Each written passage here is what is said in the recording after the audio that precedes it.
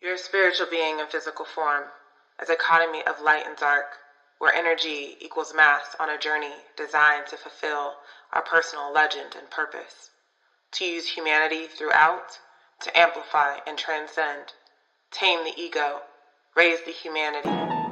That's a signpost up ahead. Your next stop, the High Vibe Zone.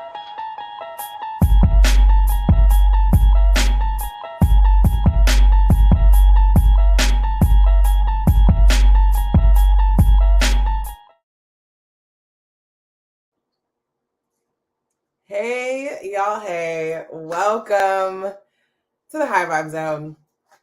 I am Sharice Fonts, and if this is your first time in the High Vibe Zone, welcome. You are in the right place. If you've been in the High Vibe Zone before, welcome back. I'm super excited to have you. Today, I don't even know how to introduce my next guest, but I think I've been practicing, y'all. So this is basically what I want to say. We live 3 minutes from each other. Almost feels like a brother from another mother. And he really is this amazing bringer of humans together. I mean, just our initial interaction. And he's got an amazing story. I have yet to get the full story, but anytime I'm around this human, he shines. And I'm super excited to have him here in the High Vibe Zone. So without further ado, I'm going to bring in my super special guest, my neighbor, my friend, just a fantastic person, Thaf Noland. Hey, what up? Well, How are you doing? I'm good. It's I'm not an evening person, so I'm like towards the end. I'm ready for bed. Like, what time bed? Like, right now? Like I'm probably putting jammies on in about an hour from now. I can't do. I'm like 9:30. I'm not an evening person either, unless I'm doing something. I'm out and about, but yeah, like 9:30. I'm trying to be out. So like 8:30, I'm trying to be in my bed, throw the TV on, and slowly let my body relax. Relax. Yeah, I mean, I really appreciate you being here in the High Vibe Zone. I know you just got off work, your commute, and you showed up. You're like, I'll be there. And I'm so grateful for that. I really appreciate it. I can't bake on you. I know. Oh, see, so much love, so much love. So before we get started, I'm going to do a encouraging card of the day or evening. Who knows? Some people might be watching this as their morning. And essentially, I don't know what it's going to say, but most of the time it correlates with whatever we're talking about. So I'm just going to go ahead and pull a card and see what we get. All right. This one is interesting. Make mistakes. Oh, I've made plenty of those. All right. So what is that card? What does that mean to you? Making a mistake to me means it's something to learn from. So that's the way I look at most mistakes is it's something to learn from. Okay, I made this mistake and you don't want to make that mistake again. So to me, a mistake is when you make a mistake, you should learn from it. That's what that card means to me, learning. Yeah. Yeah. I love that. And I think, I mean, I'm sure that in your life, you've probably reflected on a mistake and learned and taken that as a lesson for avoiding making the same mistake. Yeah. Or trying. Yeah. But yeah, more or less. Yeah. Like I said, you're supposed to learn from a mistake, but that doesn't mean you always learn from it. Is that you? History has a strange way of repeating itself. So you speak from experience. Of course, yeah. Multiple. Well, I'm laughing internally and externally because of course you're going to be sharing your story, but I'm wondering if there's some mistakes in that story that you would, Yeah, I mean, growing up, there's plenty of mistakes that I made that I'm not proud of or not happy of, or that I wish I would have approached it differently. But I was young and dumb. So I mean, young, dumb, and having fun. So there you go. We got gonna keep it PG. Yeah. I'm not gonna say what my mom would have said to me, but Oh man. All right. We got Warren Centered. over here. Warren in the high vibe zone. Thank you for joining us. Yes. Yes. Hey, Warren, what's up, man? Yeah, Warren's vibing with it. Okay, so before we get into your story, and again, like just to say it again, Thoth is my neighbor. I meant to look and see when we first connected, but I can recall looking on Nextdoor, and you had put out a post about a beer crawl. And I don't know if that was the first time we connected though, because I think I put something I mean, I was trying to get TJ out of the house, so I think I put that I wanted kids to come out and play football on the street, and I would be the all-time quarterback for the kids to play football. But that never went nowhere. I got like maybe 2 responses. I think one was from you. I think that's the first time. Don't quote me on that though. But the second time, maybe the first time's the beer crawl. Maybe I'm a little confused on the timing. But I do remember I first moved in the neighborhood, and that was like one of the first posts I put on Nextdoor was I wanted to get the kids outside, and I would be quarterback for the kids to go run their routes and just get out of the house and get off the video games and do what I used to do in my neighborhood growing up. So yeah. That's, and I remember, so at least from what the origin story will to be determined, but in terms of just the connection, it was like, yeah, I like what you're trying to do, and it really gravitated. And I still remember that first beer crawl. I met some of the best people in the neighborhood from that, and it came really from you cultivating and bringing people together, which I want to kind of start with this thing that you and I, amongst few things, share, which is this concept of one love. And it's something that is big in the Rastafari community. It's big in Jamaica. It's big in that reggae community. And I know it's something that resonates with you. So could you just vibe with me for a moment? It's just unity. We're all here for a reason. It shouldn't be to hate each other. Yeah, right. It shouldn't be to be warring with each other, beefing with each other, talking bad behind each other's backs. I mean, we're all here for a reason, So, and unity and one love, and to me, it's important. I mean, you see Bob behind me. Bob was on something, and I really appreciate that. And it's definitely something I vibe with and connect with you on for sure. And just, it's interesting when you have a professional platform like LinkedIn, you have your workspace, and then you have your home space. And I find it really cool that you and I interact. We kind of know a little bit of each other's space, and how you are in the community really amplifies that. And before we dive into your story, I'd love for you to share kind of what do you do in your daily work life? What does that look like for you? So where I work at, it's we are one of the only ArcJet facilities almost in the world now. There was one in Houston. And I think there's still one in Italy, but it's not to the capacity that we do. Mm-hmm. So basically, we test materials. Any material that goes into space, of course, they hope that it comes back. So I work in the re-entry program where we're testing the materials to make sure that it can handle the heat stress coming back into the Earth's atmosphere. So that's pretty much what I do. Well, I don't actually do that. I supply the steam to the facilities that do that. Yeah. So I mean, but it's I love my job. I mean, there's days where I've had stress, but I mean it's very rare. Yeah. But yeah, I mean, I couldn't ask for a better job realistically. My job is so chill. My guys, I love my guys. They make me look good, so in return I try to make them look as good as possible. So nice. So you're a manager, correct? You manage? I'm supervisor. I'm the supervisor, of basically like semi-power plant facility. Yeah. How many people do you supervise? I supervise 6 people. Okay. So as many kids as I have, you have as many people. Yeah. And I supervise and I manage within those 6 people, I manage 4 facilities. Oh, wow. Yeah. I know, I don't want to, maybe I just need to bring you back for a separate topic, but I find that, what you said just I love the people that I work with and they really make me look good. And you had this, it sounded like an Ubuntu vibe, I am because we are like that, again, that unity component.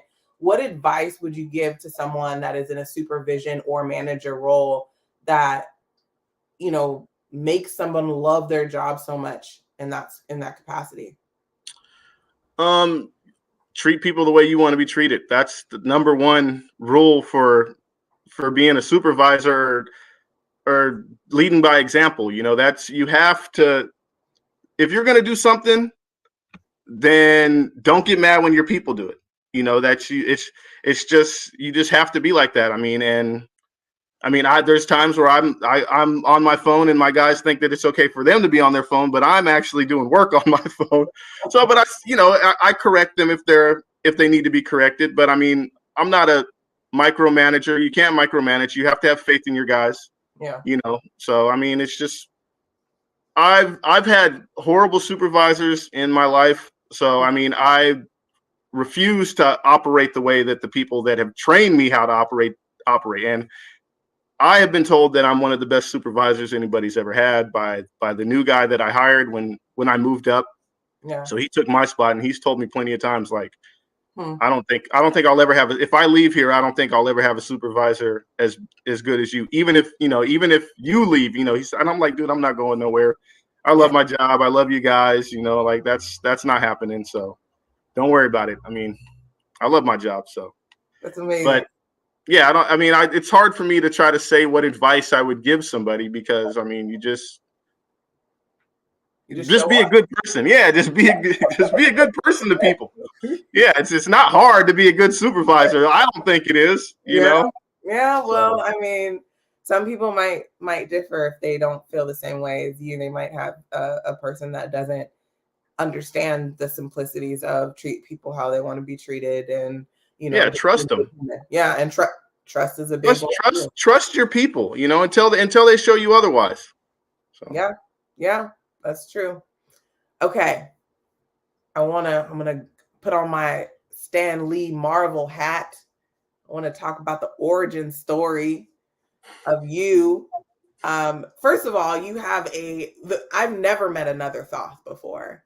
You met TJ? Well, I didn't know he was here, and you see the text. What was this, like 3 months ago? Yeah.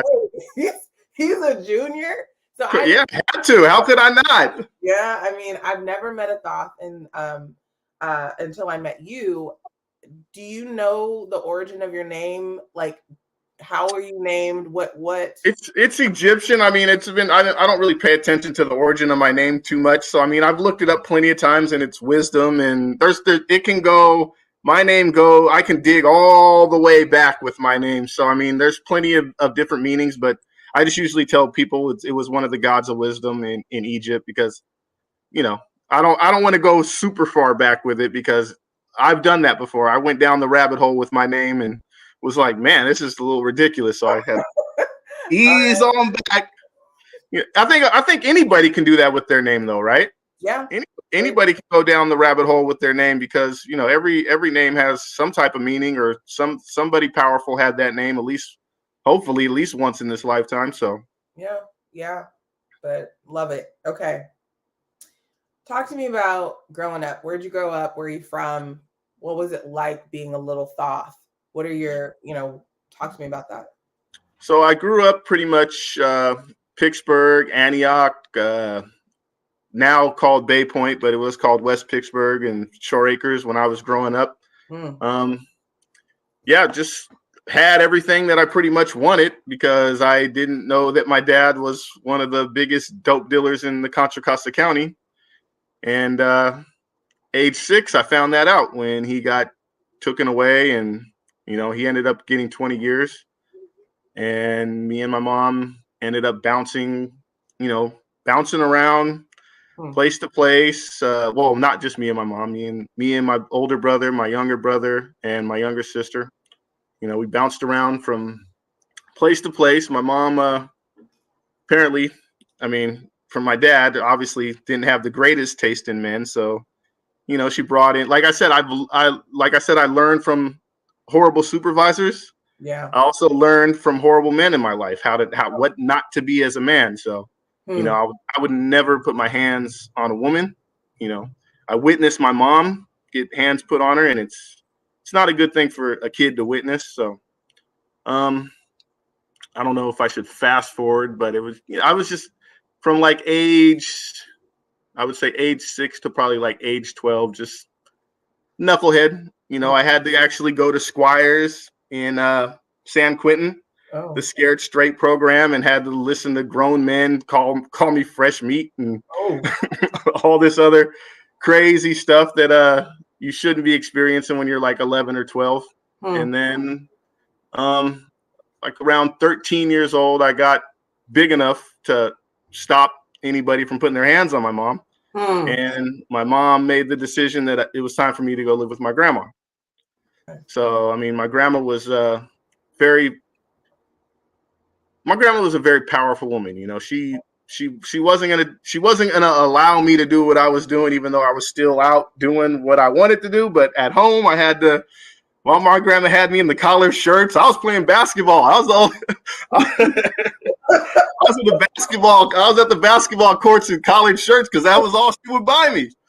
I had to go figure out another way to get the clothes I wanted because my grandma was collared shirt up. So until I started making my own money, not the best way, but until I started making my own money, my grandma had me in collared shirts, and everybody would be like, "Bro, you got a collared shirt on the basketball court." I'm like, "That's all I got. What am I supposed to wear?" So, I'm living with my grandma. Well, I was at county day. So I was junior high. I moved with my grandma, and I'm at this county day, which is basically it was a middle school that's right next to the juvenile hall center. So we would yell at the kids that were locked up in juvenile hall. Tell them stuff that they can't do because we're free. Just stuff that they don't want to hear. But it was fun to yell at them.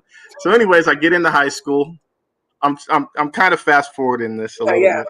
Go ahead. I get in high school. The place that I was at, the county day, it was a self-paced.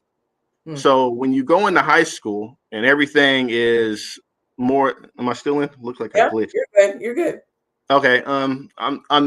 The pace of everything was way more fast paced than what I was used to because I was at a community's, middle school, and everything was at your own pace. You put your head down, look in the book, and do your own thing. And if you want to look up at the sky and don't do nothing, you don't do nothing.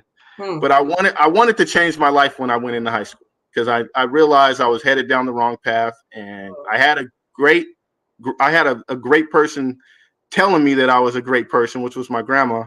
And I went to high school, and I tried to do my best. I'm not gonna lie, I tried to do my best. I got on the basketball team. I was studying. I was doing everything I needed to do, but the pace was too fast for me. So I ended up not being able to stay on the basketball team. And then, of course, not being able to stay on the basketball team, I started to get a little discouraged. And then I started hanging out with people that I shouldn't have been hanging out with. And, I wasn't smoking weed. I smoked weed in middle school, but I wasn't smoking weed my freshman year. Then I started, I'm like, everything's going wrong. Yeah. Might as well go back to what, like that's the mistake that I was talking about where mistakes repeat themselves. There's my card, story of my life. I don't know how you pulled that one. I don't know how you pulled that card out, but that's the story of my life. So then I went right back to doing what I was doing before, smoking weed and cutting class and, and of course ended up getting kicked out of high school. And then now I'm at Vicente, which Christina, I don't know, Christina, what's her last? The new Christina we just brought in. Christina D. Yeah, I don't know her last name. Yeah, let's just say D anyway. Yeah. So she actually worked at Vicente last year, and I actually went there, and I did a more in-depth talk for those kids. Yeah. And that was probably one of the highlights of my life. But let me backtrack. So I'm at Vicente. I'm playing basketball there. Not really for a team, but playing basketball there. And the coach was coming over there all the time, telling me like, you got to get your stuff together. We need you. Da da da da.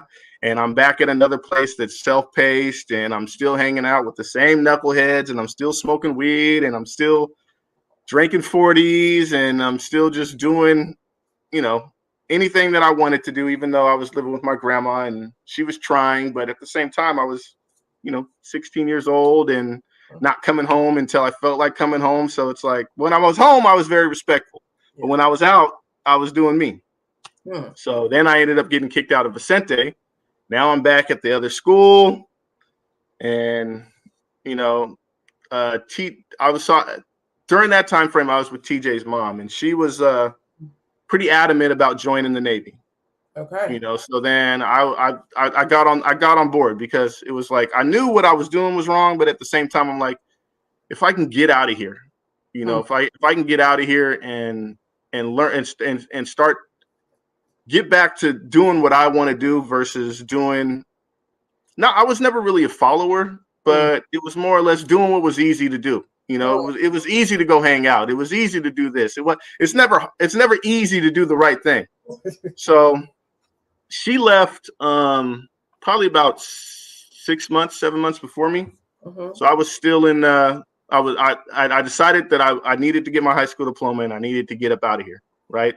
Yeah. So going to County Day, and then after County Day, I'm going to the Martinez Adult School, and I did that for a long time to get all those credits that I had failed to get being a knucklehead, and thinking I knew what I was doing. And so I'm 19 years old. I swear into the Navy. I go to the Navy. I do my 5 years in the Navy. Man, that was a miserable 5 years. I'm not hating on the Navy.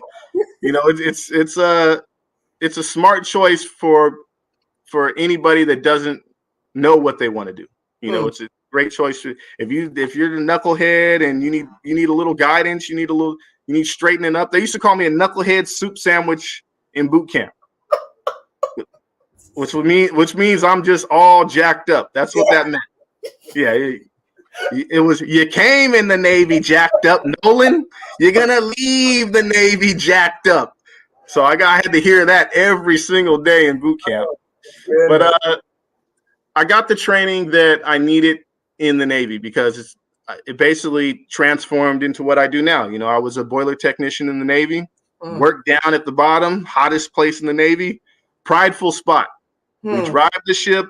We make water for the ship. We keep the ship warm. We provide electricity for the ship. So it's a prideful job. And I had a lot of pride in the job that I had in the Navy, even though it was a rough job. Like I said, you're down at the bottom. It's hot.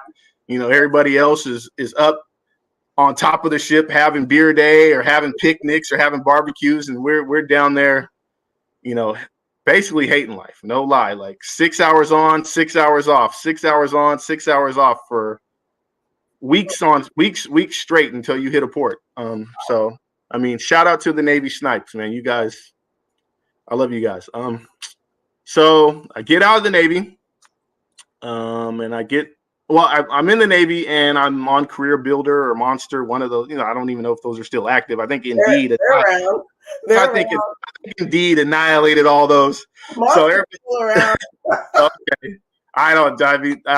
Whenever I have to look for somebody for work, they give me an Indeed. They go on Indeed, so I don't even know.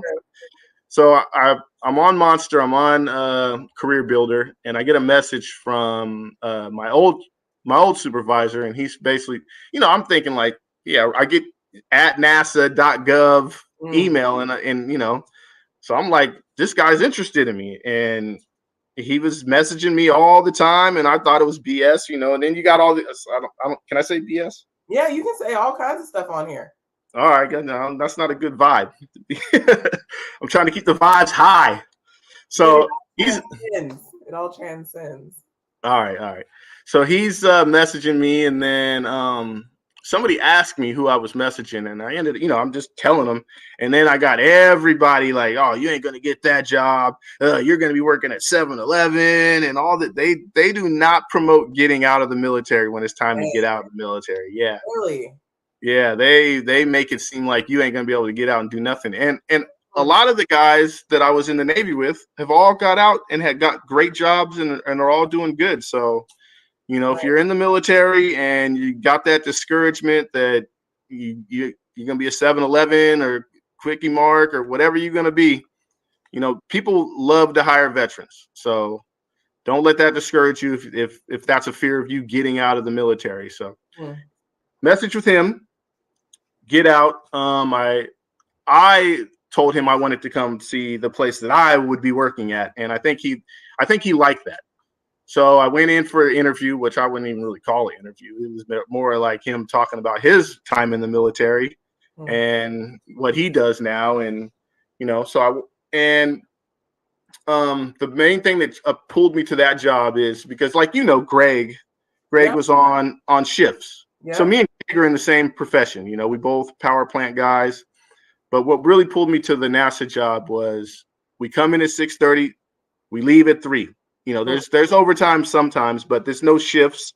I'm Monday through Friday. I don't have to worry about none of that weekend stuff. Rarely. I think I may have worked on the weekend like twice, and I've been there 16 years. So no, 15 years. And so 15 years in December. My bad. Wow. So, yeah, and I worked there as just a boiler operator for 13 and a half years, and the opportunity came for me to be the supervisor, and I took it, and I love it. I'm happy. Yeah. Amazing.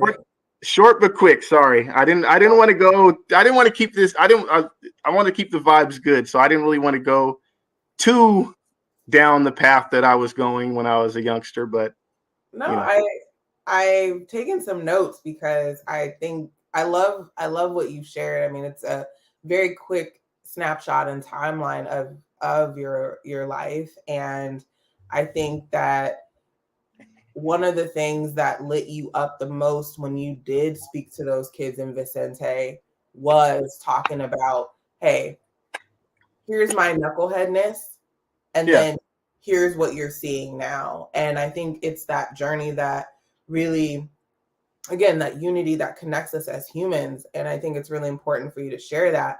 I'm very curious, I'm like taking these notes and like connecting. I seen you.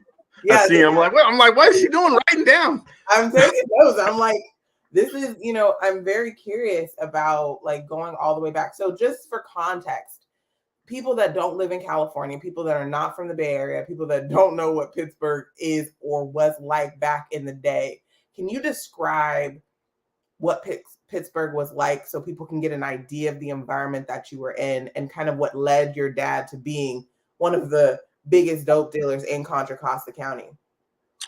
So that was, like I said, when my dad was around, I thought we were rich. Like we had the little 76 go-karts. Okay. We had Atari, wow. we had Nintendo. So I didn't know anything about being poor until my dad went to jail. So, I mean, growing up in Pittsburgh was rough. Like, there was, you couldn't be no punk. I'm still not a punk, I still have some hood in me. I try not to bring it out, but I mean, it's been, people have tested me and I've had to let them know, like, hey, I'm a nice person. Don't I'll turn it. Don't make me. We're laughing because we know we've experienced that. Yeah, I know. I know that's why you're laughing. But you calmed me down, so thank you for that. Because dude was being disrespectful. But so I mean, you grew up. You couldn't be no punk. I was never involved in gangs or anything like that. But there was the Samoan gangs. There was. I grew up in a North Bay neighborhood. I still have a lot of I still have a lot of friends that are Parkside boys. That are North Bays. So I think somebody just knocked on my garage. I don't know, but yeah, I'm in the garage because where else? Yeah, the man cave. The man cave. So I still have North Bay friends. I still have friends that are in gangs. I was actually at a reggae concert in San Jose, and I came across this, Southerner, a Sereno, and he was just like, "You remember me from County Day?" And I'm like, "Hey man, what's up? How you been? How you doing?" Asked him how he was doing. He was good. Yeah. He changed his life around too, So nice. That was my main message for those kids is this is the beginning of your life. Don't let this right here determine who you're going to be 5-10 years from now.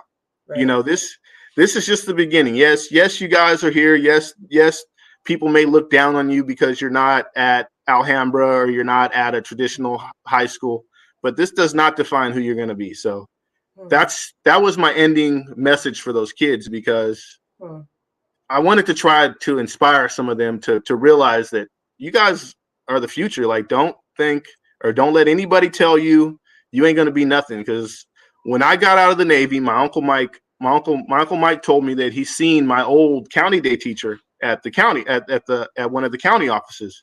And he told him, hey, Thoth just got out. And he said, oh, how long was he in? And he was, 5 years. And he was like, well, what did he do to get in? And my uncle was like, oh, no, he was in the Navy. He said that this dude rolled on the ground. Couldn't believe that, like, because he thought he was talking about prison. Yeah. He just couldn't. He did he was in. I mean, I don't know where that conversation went, because my Uncle Mike was laughing so hard, and I'm pretty sure we were partying when he said it. So I mean, but yeah, it was just, people don't believe that you can change when you're in those when you're in those type of schools, when you're a knucklehead, when when you don't show that you have any drive, that people just don't believe in you. So I wanted those kids to know that I believe in them. So yeah, that was my last advice to all of them. And then when I was leaving, there was some girls outside and some guys.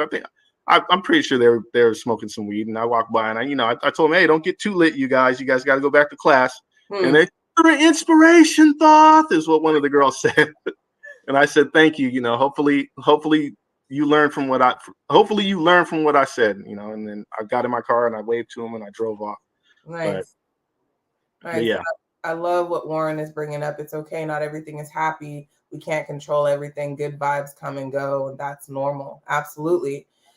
I love the message that you left with those kids, because first of all, yes, they are the future. And sometimes it just takes one person to let them know, look them in the face and say, this is not the end for you.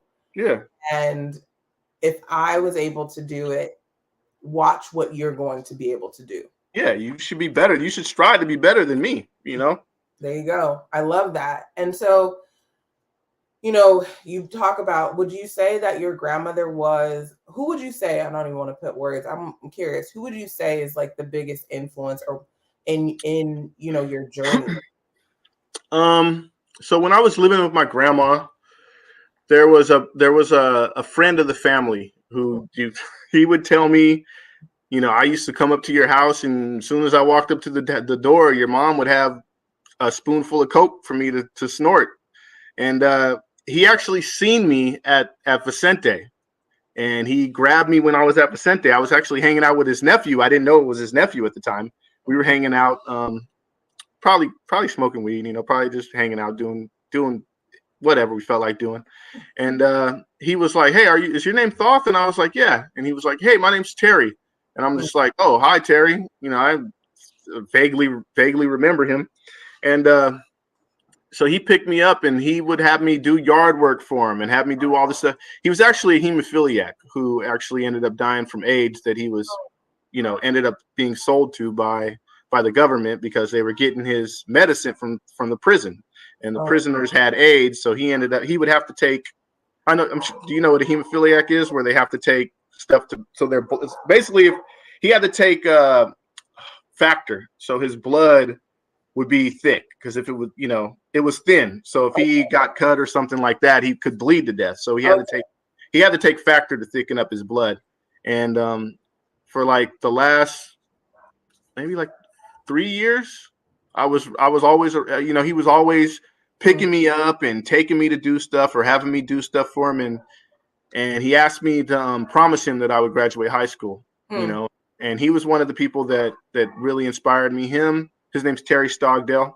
And then there was the neighbors that lived on my grandma's street, John and Sonia Stats, and they would, slap me upside my head if I was wrong. So them and my Uncle Vince. My Uncle Vince he lived in my grandma's. So I mean, he was basically what you don't want to be.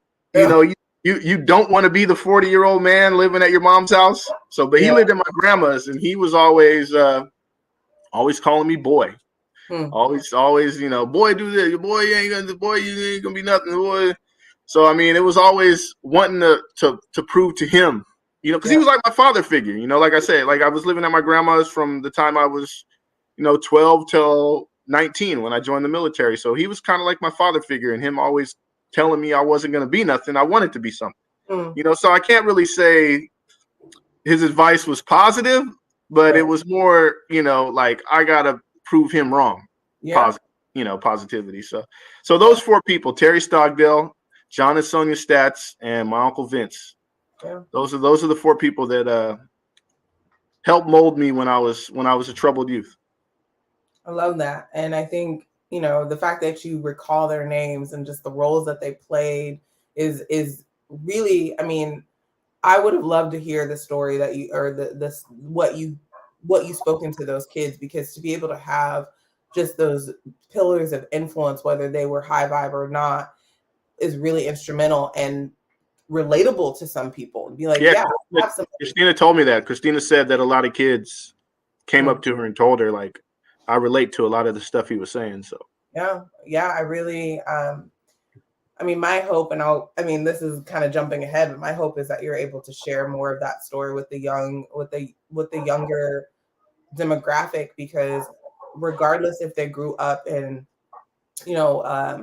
a neighborhood like Pittsburgh, or they grow up in a neighborhood like Beverly Hills, it doesn't matter. There's influences everywhere, and having someone speak life into you is invaluable.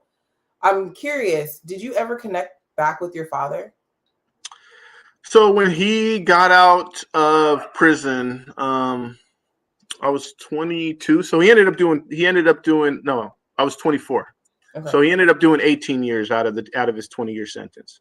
Okay. And we were at my mom's house, and he rubbed me the wrong way. We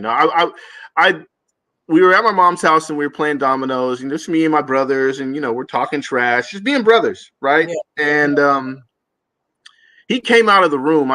He came out of the room and he yelled something at me, and I got up and I said, like you might be my biological father, but you didn't turn me into this person that I am. So you're not going to tell me what I'm going to do. Yeah. And my older brother got upset and told me that don't talk to dad like that and whatever. So I mean, he rubbed me the wrong way when he got out, and I was never gonna allow that, the way he rubbed me, to affect his relationship with TJ.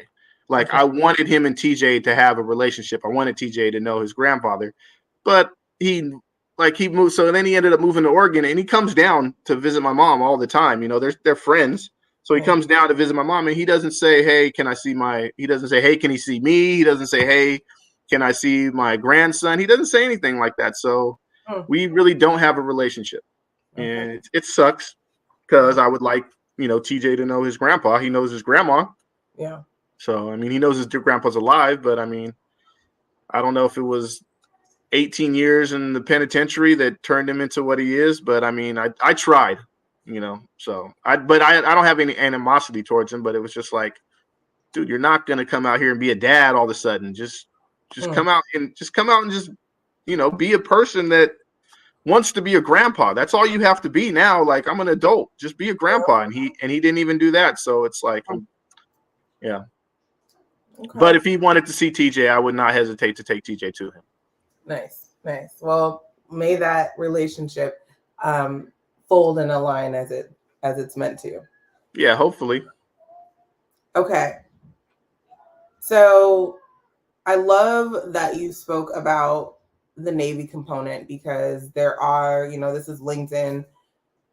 There are a lot of veterans that are coming out and trying to, navigate life. And I think you also speak hope and inspiration into that. So I wouldn't be surprised if you're not only speaking to the youth, but also speaking to people that are getting out of the military, in terms of just being able to motivate them as the job market is really open to them. and they've got, I mean, the skills that they have, the skills that you got from being in the military are really invaluable to the workplace. And so I do hope that that also manifests. I'm very curious about like what's next for you in your life. Like when you think about, I mean, you're very happy at your job.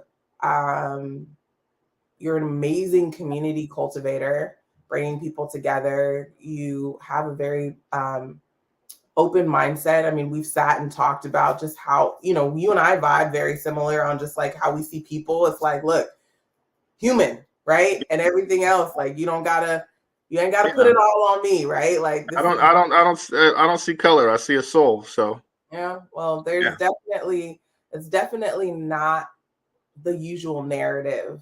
And you know, I like to say I see your color, but that doesn't matter to me. It's like I see the character and you know, the human component. So your color is, you know, I see it, but it's not playing a factor of how I'm going to treat you. Yeah, exactly.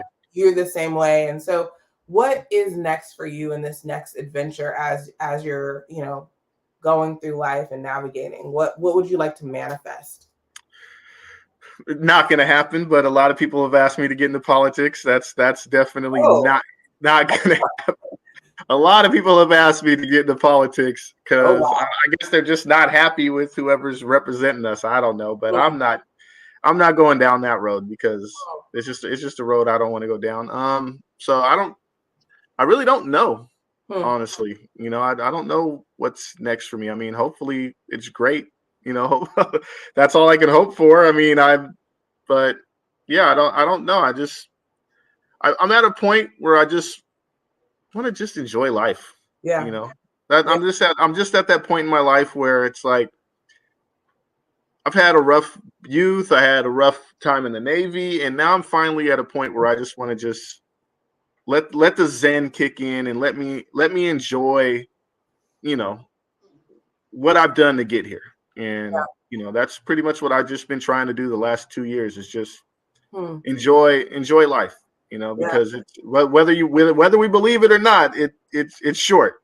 So I just want to enjoy it. Yeah, try to keep stress out of my life. That's the best thing that I'm trying to do right now. Is just stay stress free and then enjoy what's going on. Enjoying the ride.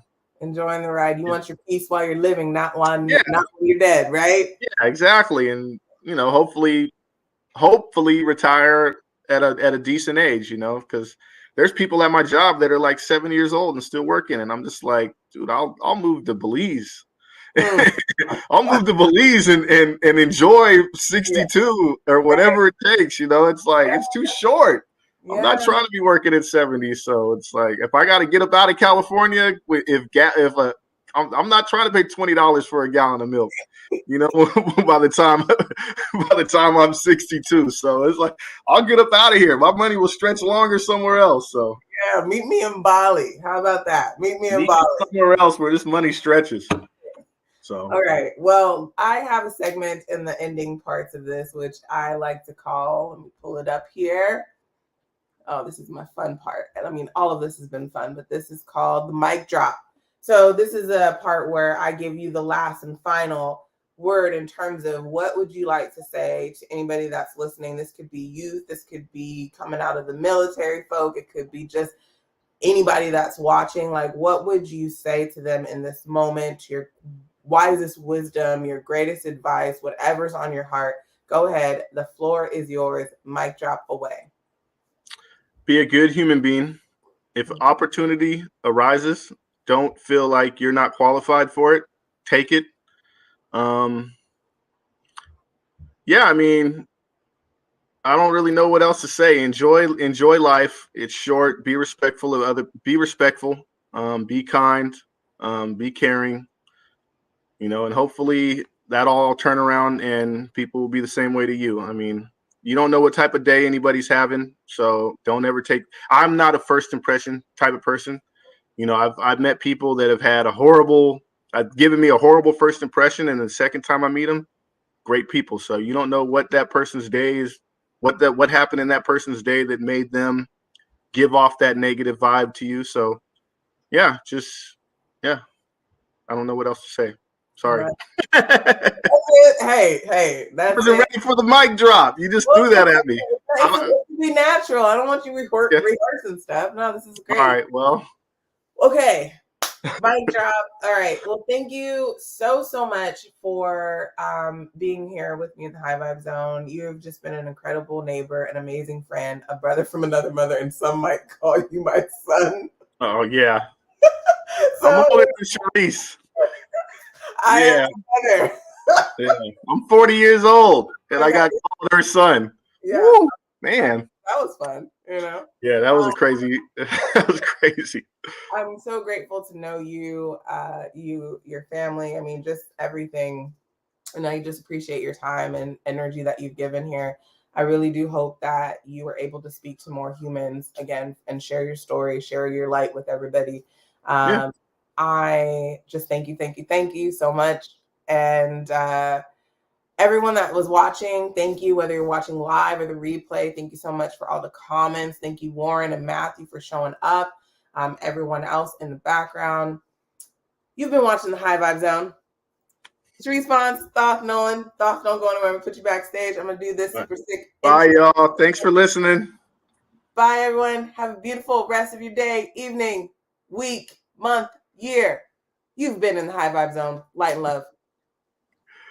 You're a spiritual being in physical form, a dichotomy of light and dark, where energy equals mass on a journey designed to fulfill our personal legend and purpose, to use humanity throughout, to amplify and transcend, tame the ego, raise the humanity.